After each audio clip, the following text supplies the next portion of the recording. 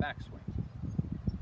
So I usually take a look at the swing. Usually if the grip is correct, what I point out to them is I say, look, if we had an alignment stick down here and that line went that way and imaginary line continued that way, and I took this driver and I pointed it at that stick and said that there's only two times in this swing when one end of this club or the other end of this club isn't going to be pointing at or just outside that stick, and that would be when the shaft's parallel to it.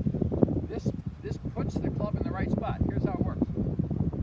I make the backswing, the head's pointing at the stick, now it's pointing at the imaginary stick, now it comes parallel to it.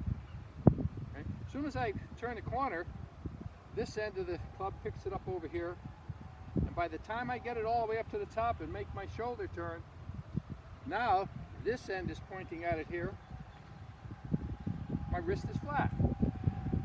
If we point it this way, that would put the club in a more vertical position. It can't be in a vertical position because now the face is open. So once it's flat, and this is pointing in that direction, you're going to notice one other thing.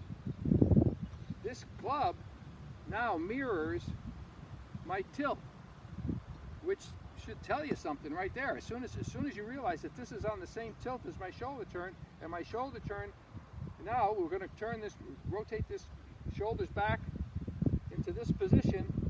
That's going to bring this head down where we want to bring it down because it's on the proper arc.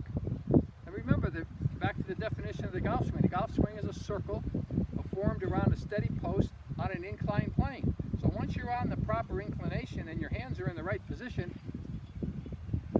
you need to bring that club back on that same plane back into the back of the ball. And you can do that really fast if it's a circle and you're staying still in the middle of it.